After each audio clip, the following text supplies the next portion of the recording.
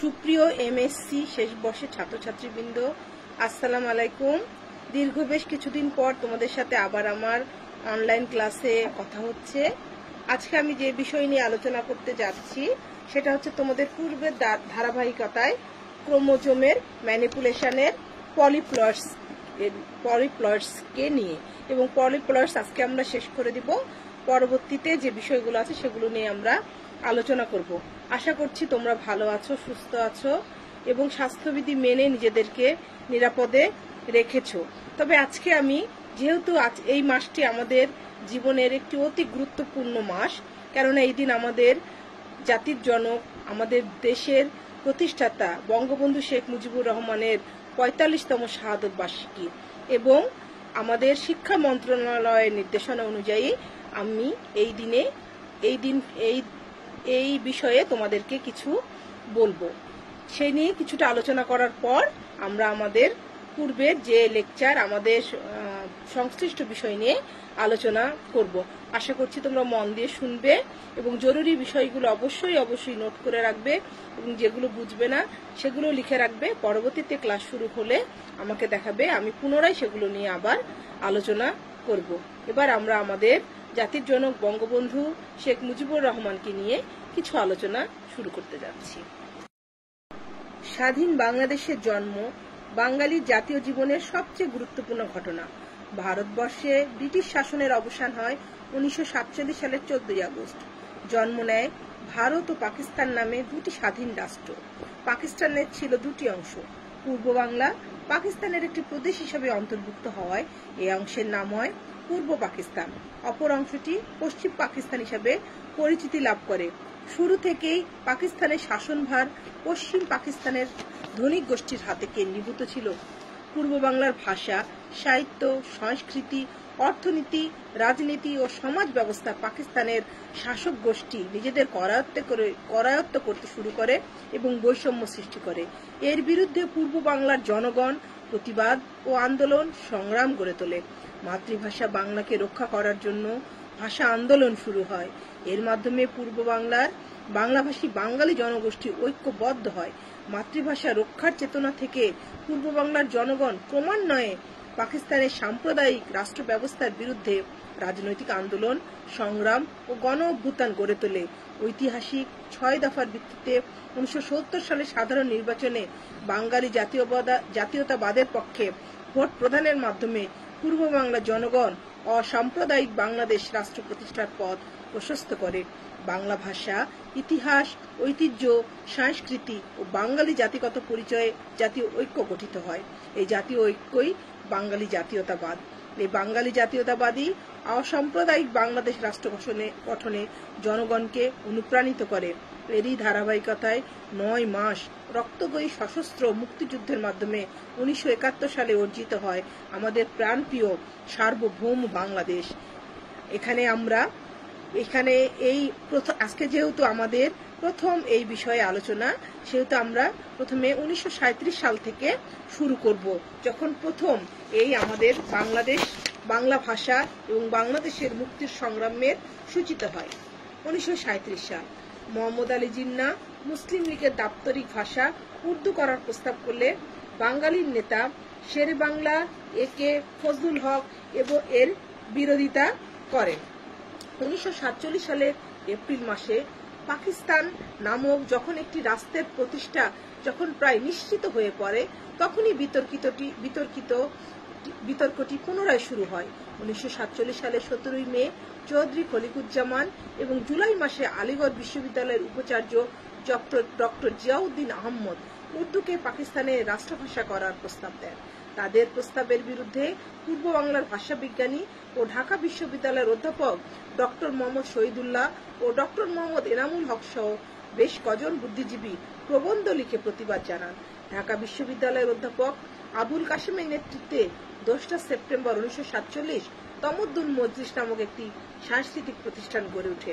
6-7 September অনুষ্ঠিত উক্ত সংগঠনের যুবকর্মী সম্মেলনে বাংলাকে শিক্ষা ও আইন আদালতের গ্রহণ করার প্রস্তাব গ্রহণ করা হয়।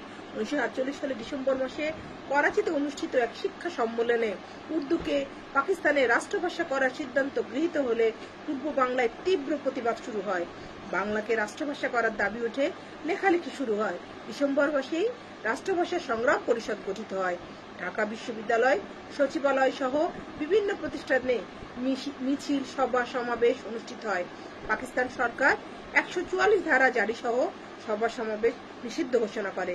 1948 সালের 25 ফেব্রুয়ারি পাকিস্তান গণপরিষদের সদস্য ধীরেন্দ্রনাথ দত্ত গণপরিষদের ভাষা হিসেবে উর্দু ও ইংরেজির পাশাপাশি বাংলা ব্যবহারের দাবি জানান। তার দাবি অগ্রাহ্য হলে 26 ও 29 ফেব্রুয়ারি ঢাকায় ধর্মঘট পালিত হয়। 2রা মার্চ ঢাকা বিশ্ববিদ্যালয়ে সর্বদলীয় রাষ্ট্রভাষা সংগ্রাম পরিষদ পুনর্গঠন হয়। এই সংগঠন 11 মার্চ বাংলা ভাষা দাবি দিবস পালনের ঘোষণা দেয়। ওই দিন সাধারণ ধর্মঘট পালিত হয়। 1948 সালে 4 জানুয়ারি প্রতিষ্ঠিত পূর্ব পাকিস্তান যুবলীগ ছাত্রলীগ এ কর্মসূচি পালনে বিশেষ ভূমিকা পালন করে। রাষ্ট্রভাষা বাংলা চাই স্লোগান সহ মিছিল ও পিকেটিং করা অবস্থায় আমাদের জাতির জনক শেখ মুজিব, শামসুল হক, আলী হাদ সহ 69 জনকে গ্রেপ্তার করা হয়।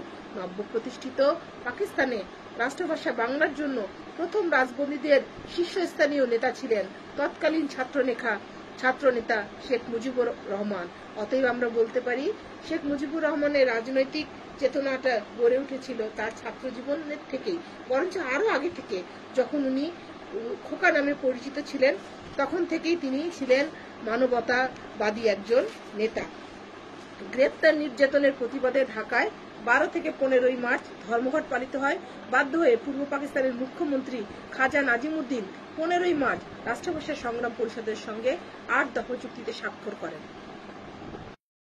প্রিয় শিক্ষার্থীবৃন্দ, এখন আমরা আমাদের নির্ধারিত লেকচারে চলে যাচ্ছি। তবে আরেকটি কথা, আজকে আমি যতটুকু জাতির জনক সম্বন্ধে বললাম, পরবর্তী ক্লাসে তোমাদেরকে পরবর্তীর যে অংশগুলো আছে সেটা নিয়ে আলোচনা করা হবে। আজকে আমাদের যে বিষয়টি নিয়ে আলোচনা আমরা শুরু করতে যাচ্ছি সেটা হচ্ছে পলিপ্লয়েডস। পলিপ্লয়েডসকে এর আগে এটি নিয়ে আমরা আলোচনা করেছি। পূর্বের ধারাবাহিকতায় আবার আমরা এর কিছু বিষয় নিয়ে আলোচনা করব। পলিপ্লয়েডসকে পুনরায় 3 ভাগে ভাগ করা যায়। অটোপ্লয়েডস এর এক ক্ষেত্রে সকল ক্রোমোজোম সেটে সমসংস্থ বা হোমোলোগাস প্রকৃতির ABC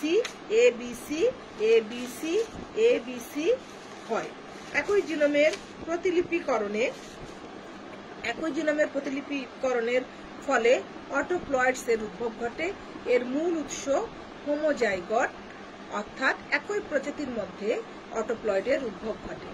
মেটাফেজ 1 এবং ক্রোমোজোমের আচরণ দ্বারা অটোপ্লয়েড শনাক্ত করা যায়। অটোপ্লয়েডস এর ক্ষেত্রে 3টি সমসংস্থ ক্রোমোজোমের একত্রে ট্রাইভ্যালেন্ট এবং টেট্রাপ্লয়েডস এর ক্ষেত্রে 4টি সমসংস্থ ক্রোমোজোম একত্রে টেট্রাপ্লয়েডস গঠন করে। অ্যালোপ্লয়েডস মূল হেটেরোজাইগাস উৎস থেকে অ্যালোপ্লয়েডস এর উদ্ভব ঘটে। ক্রোমোজোম সেটগুলো এক্ষেত্রে অসম সংস্থ প্রকৃতির হয় এবং শুরুতে 2টি ভিন্ন প্রজাতি থেকে উৎপন্ন হয়। অ্যালোপ্লয়েডস তাই পৃথক জিনোম বহন করে এবং সংকরায়নের মাধ্যমে একত্রিত হয়ে অ্যালোপ্লয়েডস প্রত্যক্ষভাবে প্রজাতি সৃষ্টিতে সক্ষম হয়। অ্যালোটেট্রাপ্লয়েড ক্রোমোজোমের সংখ্যা দ্বিগুণ হলে অ্যালোটেট্রাপ্লয়েডস এর সৃষ্টি হয়। এক্ষেত্রে ক্রোমোজোমগুলো জোর বাঁধে ও পৃথক হয়, ফলে জীবটি উর্বর হয়। কারপেচেনকো 1928 2টি বিভিন্ন গণের মধ্যে সংকরায়ন ঘটিয়ে অ্যালোটেট্রাপ্লয়েডস সৃষ্টি করেন। মূলা, রেফানাস ও বাঁধাকপির ব্রাসিকা ও এর হ্যাপ্লয়েড ক্রোমোজোমের সংখ্যা 9। এ দুটি গণের ক্রোমোজোমের মধ্যে যথেষ্ট পার্থক্য বিদ্যমান। F1 সংকর পুরুষে ক্রোমোজোমগুলো জোর বাঁধে না, সে কারণে এরা বন্ধ হয়। ক্রোমোজোম সংখ্যার হ্রাস ঘটে না। এমন কিছু গ্যামেট তৈরির মাধ্যমে F2 জেনারেশনে অ্যালোটেট্রাপ্লয়েড পাওয়া যায়। এই জেনারেশনের ক্রোমোজোম সংখ্যা 36 এবং এরা স্বাভাবিক ডিপ্লয়েড জীবের মতো আচরণ করে। মিওসিসের মাধ্যমে এরা স্বাভাবিক গ্যামেট তৈরি করে। কার্পেচেনকো এই নতুন গণের নাম দেন র্যাফানোব্রাসিক। র্যাফানাসের হ্যাপ্লয়েড ক্রোমোজোম সংখ্যাকে আর এবং ব্রাসিকায়ের ক্ষেত্রে কে বি দ্বারা প্রকাশ করলে F1 শঙ্করের ক্রোমোজোম পুরো কমপ্লিমেন্ট হবে আর বি এবং F2 তে হবে আর বিবি। এখানে আমরা চিত্রে তোমরা দেখতে পাচ্ছ র্যাফানাস, মূলা, যাদের হচ্ছে ক্রোমোজোম সংখ্যা এবং বাঁধাকপি ব্রাসিকাস যার ক্রোমোজোম সংখ্যা 9।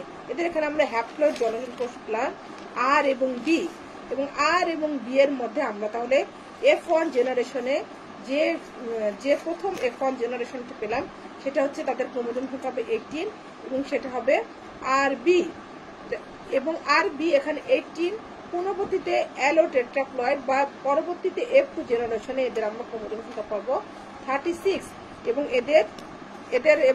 এর ক্ষেত্রে হচ্ছে ক্রোমোজোমের এখানে এদের গ্যামেট হবে আর বিবি, 18 ডবল হয়ে 36 হয়ে যাবে এবং এটা তৈরি হবে অ্যালোটেট্রাপ্লয়েডের মাধ্যমে। Autoallopolyploid. Autopolyploid এবং অ্যালোপ্লয়েডের সংমিশ্রণে অটো অ্যালো পলিপ্লয়েড সৃষ্টি হয়। যদি অ্যালোপ্লয়েডের ফলে সৃষ্ট টেট্রাপ্লয়েডের ক্রোমোজোম অটোপ্লয়েডের মাধ্যমে দ্বিগুণ হয় তবে অক্টোপ্লয়েডের আবির্ভাব ঘটে। এ ধরনের প্রজাতিকে অটো অ্যালো পলিপ্লয়েড বলে। দুটি অটো টেট্রাপ্লয়েডের সংকরণ ঘটিয়ে এবং পরবর্তীতে ক্রোমোজোমের সংখ্যা দ্বিগুণ করে হলেও অ্যালো পলিপ্লয়েড পাওয়া যেতে পারে। জোড় সংখ্যা বিশিষ্ট অটো পলিপ্লয়েড অপেক্ষা জোড় সংখ্যা বিশিষ্ট অ্যালো পলিপ্লয়েড বেশি মাত্রায় উর্বর হয়। বেজোড় সংখ্যা বিশিষ্ট পলিপ্লয়েড, অ্যালো পলিপ্লয়েড বা অটো পলিপ্লয়েড যাই হোক না কেন এর মধ্যে বন্ধ হওয়ার প্রবণতা দেখা দেয়। এদের গ্যামেটে সুষম মাত্রায় ক্রোমোজোম পৃথক থাকে না। আমরা যদি এখানে একটু দেখি, একটি প্রজাতি এ এবং প্রজাতি এ এর মধ্যে এ বি এবং সিসি এর মধ্যে অটো ট্রিপ্লয়েডের কারণে 3N AAA 4N AAA এবং এর মাধ্যমে 2N AB ট্রিপ্লয়েড, অটো হেক্সাপ্লয়েড, অ্যালোটেট্রাপ্লয়েড এবং ট্রিপ্লয়েড সংখ্যার প্রজাতির উদ্ভব হয় এবং অ্যালোটেট্রাপ্লয়েড থেকে অটো অ্যালো অক্টোপ্লয়েড এবং ট্রিপ্লয়েড থেকে অটো অ্যালো হেক্সাপ্লয়েড এবং ট্রিপ্লয়েড থেকে অ্যালো হেক্সাপ্লয়েড উৎপন্ন হয়। এগুলো হচ্ছে পলিপ্লয়েড, বিভিন্ন পলিপ্লয়েডের মধ্যে সম্পর্ক। প্রিয় শিক্ষার্থীবৃন্দ, এখন আমরা অরিজিন অফ পলিপ্লয়েড নিয়ে আলোচনা করছি। মাছে বিভিন্ন প্রকার পলিপ্লয়েডের উৎপত্তি ঘটে থাকে, যথা একাধিক শুক্রাণু দ্বারা ডিম্বাণু নিষিক্ত হতে পারে। যদি একটি স্বাভাবিক হ্যাপ্লয়েড ডিম্বাণু দুটি হ্যাপ্লয়েড শুক্রাণু দ্বারা নিষিক্ত হয় তবে ট্রিপ্লয়েড সৃষ্টি করে। মাইটোসিস কোষ বিভাজনের অস্বাভাবিকতার কারণে ক্রোমোজোমগুলো দ্বিগুণ হয়, এর ফলে গ্যামেটের ক্রোমোজোমের সংখ্যাও দ্বিগুণ হয়। মিওসিসের অস্বাভাবিকতার কারণে সৃষ্ট ডিপ্লয়েড ডিম্বাণু হ্যাপ্লয়েড শুক্রাণু দ্বারা নিষিক্ত হলে ট্রিপ্লয়েডসের উদ্ভব ঘটে। উদাহরণ হেটেরোপ্নিউস্টেস ফসিলিস। ক্রোমোজোমের সংখ্যা দ্বিগুণ হলে অথবা দুটি ডিপ্লয়েড গ্যামেটের মধ্যে নিষেক ঘটলে অটো টেট্রাপ্লয়েডের সৃষ্টি হয়। এরপরে আমরা যে চিত্রটি স্ক্রিনে তোমরা দেখতে পাচ্ছ এটা পলিপ্লয়েডের উৎপত্তি নিয়ে আলোচনা। এখানে শুক্রাণু, ডিম্বাণু, শুক্রাণু, এখানে ডিম্বাণু থেকে আমরা যেটা পাবো সেটা হচ্ছে ট্রিপ্লয়েড ডিম্বাণু 3N।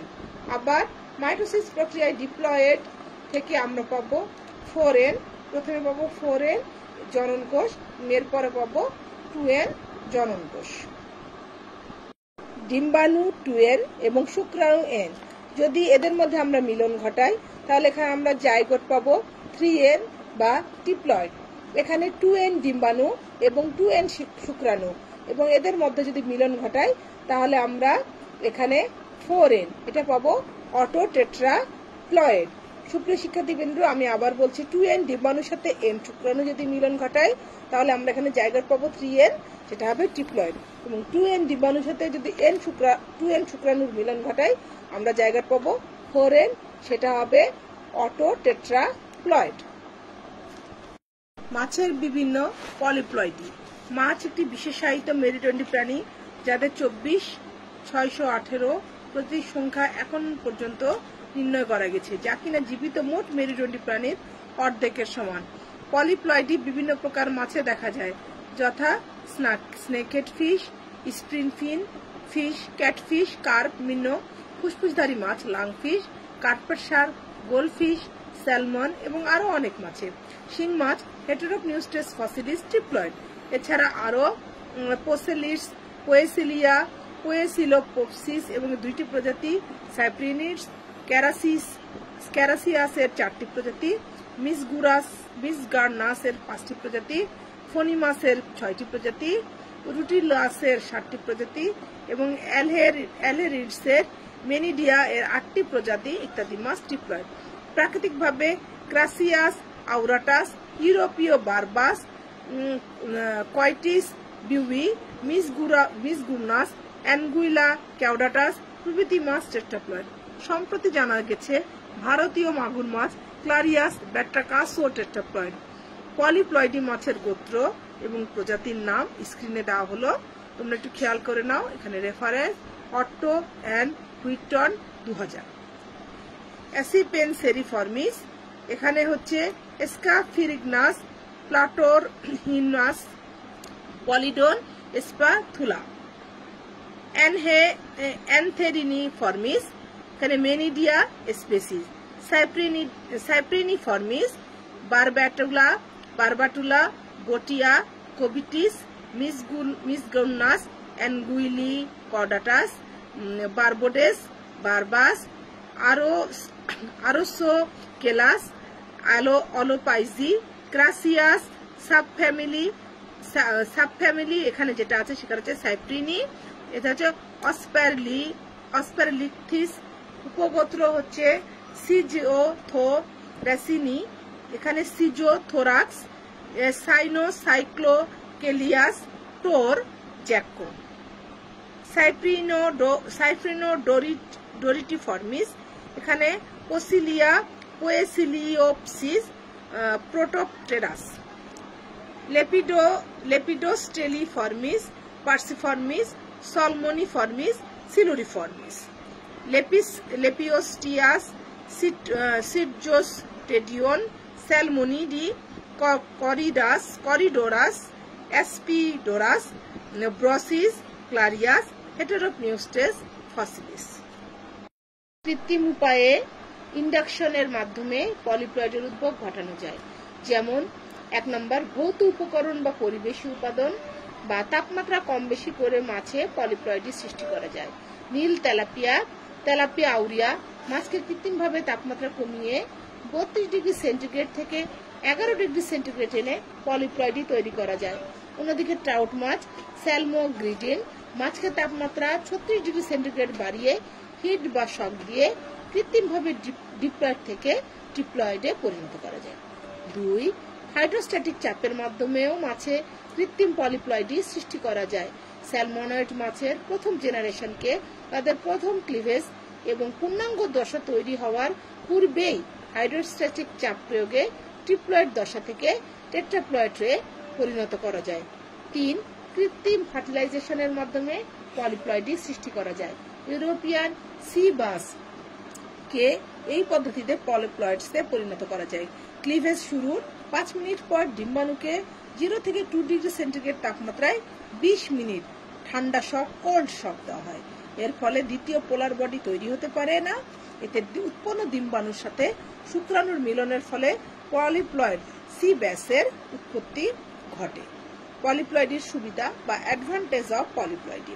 হেটেরোসিস, পলিপ্লয়েডির অপত্য জীব তাদের পিতামাতার চেয়ে অনেক স্বাস্থ্যবান হয়। পলিপ্লয়েডির নাম্বার ও আকারের মধ্যে একটা সম্পর্ক থাকে। পলিপ্লয়েডির নাম্বার যত বেশি হয় তাদের দেহের আকার তত বড় হয়। একই প্রজাতির অন্যান্য মাছের চেয়ে তাদের প্লয়েডি নাম্বার কম থাকে। জিনের সংখ্যা কম। এদের একই প্রজাতির এক সেট ক্রোমোজোম লিথাল জিন বা ক্ষতিকর পরিব্যক্তির কারণে অন্য ক্রোমোজোম সেটের প্রকাশ ঘটে না। কিছু কিছু ক্ষেত্রে এ সকল মাছ স্বনিষেক বা অযৌন উপায়ে বংশবৃদ্ধি ঘটানোর ক্ষমতা রাখে। পলিপ্লয়েডির অসুবিধা: কোষ স্থাপত্যে পরিবর্তন ঘটে এবং তার প্রকাশও ঘটে। এটি বিশেষত বিপাক বা শোষণের কারণেও থেমে যেতে পারে। মিওসিস ও মাইটোসিস অতিরিক্ত ক্রোমোজোমের সংযুক্তি কোষ বিভাজনকে চ্যালেঞ্জের মুখে ঠেলে দেয়। জিন এক্সপ্রেশন বেড়ে যায় এবং অতিরিক্ত ক্রোমোজোমের সাথে ক্রমান্বয়ে জটিল হয়ে পড়ে। গাইনোজেনেসিস অযৌন প্রজনন পদ্ধতি পার্থেনোজেনেসিসের একটি রূপ হলো গাইনোজেনেসিস। পরিস্ফুরণের সময় ভ্রূণে শুধুমাত্র ক্রোমোজোম থাকে, কেননা শুক্রাণু নিউক্লিয়াস ডিম্বাণু নিউক্লিয়াসকে নিষিক্ত করার আগেই বিলুপ্ত হয়ে যায়। গাইনোজেনেসিস এমন একটি প্রজনন পদ্ধতি যার দ্বারা সকল স্ত্রীলিঙ্গ পপুলেশন তৈরি করা যায়। অন্য কথা বলা যায় যে প্রজনন প্রক্রিয়ায় কোনো প্রজাতির বা পপুলেশনে শুধুমাত্র স্ত্রীলিঙ্গ পপুলেশন বা প্রজাতি তৈরি হয় তাকে গাইনোজেনেসিস বলে। মাছের ক্ষেত্রে গাইনোজেন মাছ হলো এমন একটি মাছ যার ক্রোমোজোম সেট শুধুমাত্র মাতার নিকট থেকে আসে। মাছে গাইনোজেন খুব একটা সাধারণ বিষয়। গাইনোজেন প্রক্রিয়ায় যৌন প্রজনন জেনেটিক বস্তু বা নিউক্লিয়াসের সংযুক্তকরণের অনুপস্থিত থাকে। এখানে নিষেক ঘটে না, এটাকে বলা হয় অদ্ভুত ফর্মের কুমারী প্রজনন। গাইনোজেনেসিস অপত্য মাছ হয় শুধুমাত্র নারী। গাইনোজেনেসিস দেখা বিভিন্ন মাছ যেমন সাইফ্রোনোডন্টিডি গোত্রের রোচ মাছ, ক্রুসিয়ান কার্প, গোল্ডফিশ টেল, লোঞ্জ এবং অন্যান্য সাইপ্রিনয়েড মাছ। প্রকৃতিতে ক্রাসিয়াস জিবেলোর দুটি যৌন ফর্ম নারী ও পুরুষ থাকে। এখানে নারী বা নারী একলিঙ্গী ফর্মে থাকে। ক্রুসিয়ান কার্প মাছে প্রাকৃতিকভাবে একলিঙ্গ জনগোষ্ঠী দেখা যায়, যার অন্য প্রজাতির পুরুষদের নারী বংশধর বিশ্লেষণের দ্বারা প্রাপ্ত হয়। গাইনোজেনেসিস মাছ প্রাকৃতিক ও কৃত্রিম এই দুই পদ্ধতি পাওয়া যায়। প্রকৃতিতে যে গাইনোজেনেসিস মাছ পাওয়া যায় তার বেশিরভাগ একলিঙ্গিক ও ট্রিপ্লয়েড। প্রকৃতিতে কিছু মাছ যেমন silver crucian carp, European goldfish এবং পোয়েসিলাপসিস মাছে একলিঙ্গিক জনগোষ্ঠী হিসাবে পাওয়া যায়। কৃত্রিম গাইনোসিস বিভিন্ন পদ্ধতিতে হয়ে থাকে, যথা স্পারম্যাটোজোয়ার ডিএনএ নির্মূল করে নিষেক ঘটিয়ে ডিম্বাণু থেকে ডিপ্লয়েড দশার পুনরাগমন ঘটানো হয়। মিওসিস, মিওক্রিস বা মাইটোসিসের মাধ্যমে এই পদ্ধতিতে পুরুষ উত্তরাধিকার বহির্ভূত হয়। সন্তান এইভাবে স্ত্রী বৈশিষ্ট্য সম্পন্ন উত্তরাধিকার প্রাপ্ত হয় এবং তারা একলিঙ্গিক বা এক যৌন অর্থাৎ মহিলা হয়। ক্লোন লাইনের মাধ্যমে গাইনোজেনেসিস মাছ উৎপাদন করা যায়, যেমন তেলাপিয়া। এখানে সেন্ট্রিফিউগেশন ঠান্ডা বা গরম তাপমাত্রা প্রক্রিয়া দ্বারা গর্ভধান প্রক্রিয়ায় কৃত্রিম গাইনোজেনেসিস মাছ তৈরি করা যায়।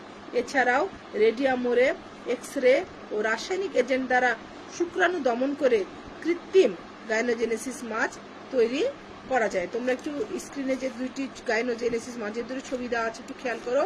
প্রথমে মাইটোগাইনোজেনেসিস, এখানে এন সংখ্যক ক্রোমোজোম, এখানে গ্যামেট পাবো এন এবং এন। এখানে শুক্রাণু ডিম্বাণুর মিলনের ফলে শক দেওয়া হলে প্রথম মাইটোটিক ডিভিশন হয় এবং প্রথম মাইটোটিক ডিভিশনের পরে যে জাইগোটটি আমরা পাবো সেটা হবে ডিপ্লয়েড বা 2n। এবং মিওগাইনোজেনেসিসের ক্ষেত্রে এখানে আল্ট্রাভায়োলেট রে প্রয়োগ করে এখানে প্রথম যে জেনারেশনে যে এন শুক্রাণু এবং ডিম্বাণু পাওয়া যায় তাদেরকে মিওসিসের অ্যানাফেজ দশায় যদি আমরা শক দেই তাহলে এখানে আমরা জাইগোট পাবো 2n ডিপ্লয়েড সংখ্যা। এখানে মাছে গাইনোজেনেসিসের চিত্র দুটি দেখানো হয়েছে। অ্যান্ড্রোজেনেসিস, এটি গাইনোজেনেসিসের বিপরীত প্রক্রিয়া, অর্থাৎ এই পদ্ধতি পুংলিঙ্গ বিশিষ্ট পপুলেশন তৈরি করা যায়।